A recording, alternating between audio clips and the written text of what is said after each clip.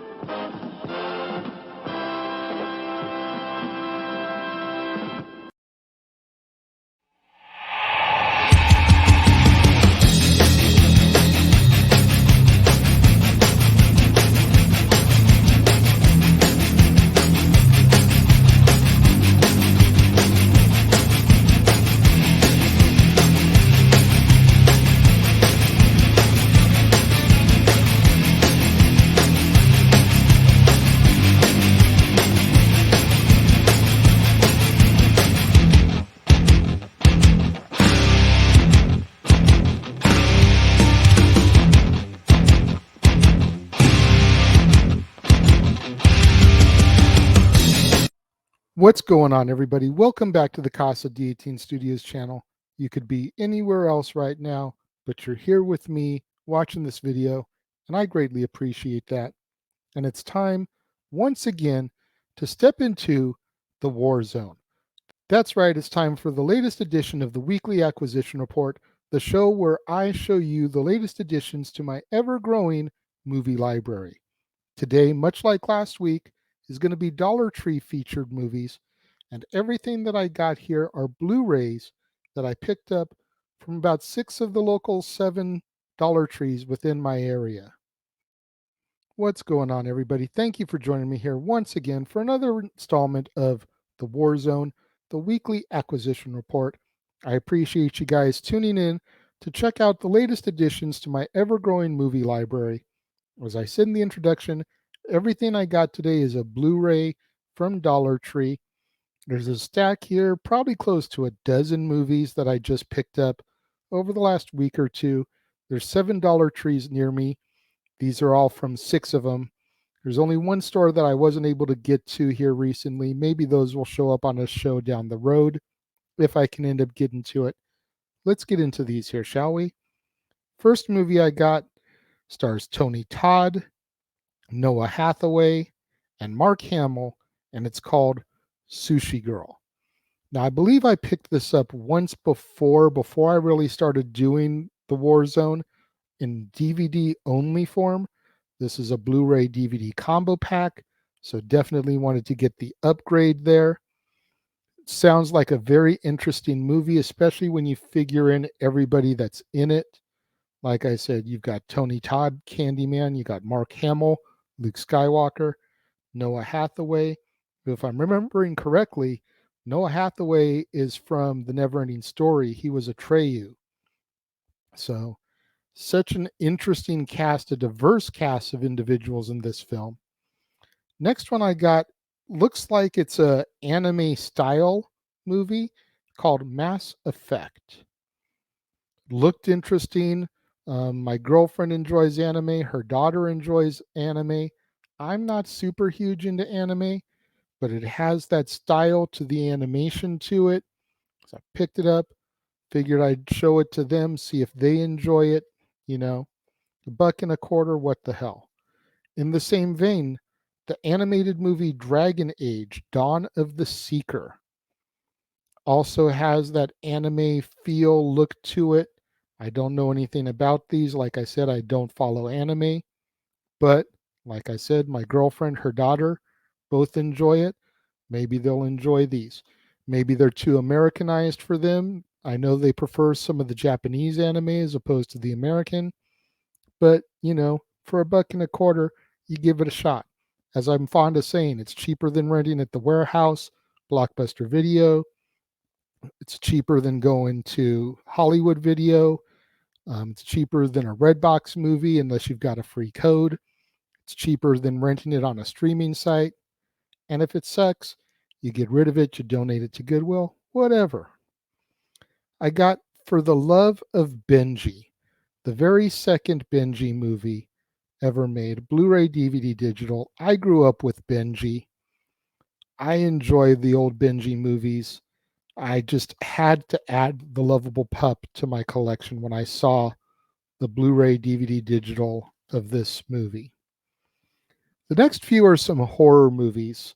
The first one has got George Lopez. That's why I got it. It's called El Chicano. Again, I don't know much about it. I got it for George Lopez. It looks like it's a horror flick. Our streets, our fight, our hero. So maybe it's part horror, part superhero, but it came with a digital code. It looks interesting. George Lopez is funny. Next one I got is The Purge, which also came with a Blu-ray and a digital code. I've never seen any of the Purge movies, but I figured, add this to my scary movie collection. I've got a pretty prominent horror movie collection, as you guys can tell with what's coming up in 31 Days of October, what I covered last year in 31 Days of October.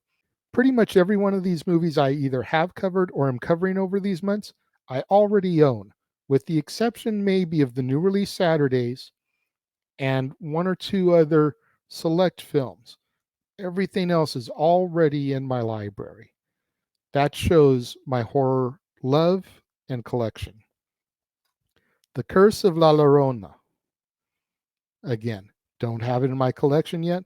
I've heard some great things about it. Wanted to get it, check it out. It's producers of The Conjuring. And the last horror movie I picked up is Annabelle Creation. I've heard a lot about the Annabelle series. I love creepy dolls. I mean, Chucky is one of my favorites. So this should be very interesting for me.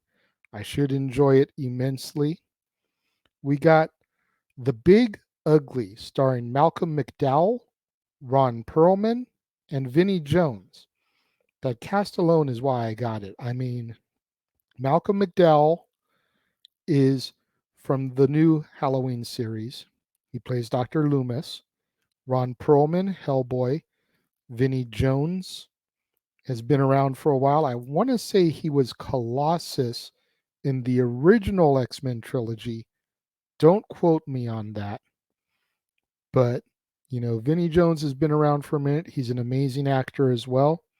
So the next one I got is called The Bazonians. It's another Vinnie Jones flick. Poker chips on the back gives me belief that it's got something to do with gambling. So, yeah, it's a special club in North London.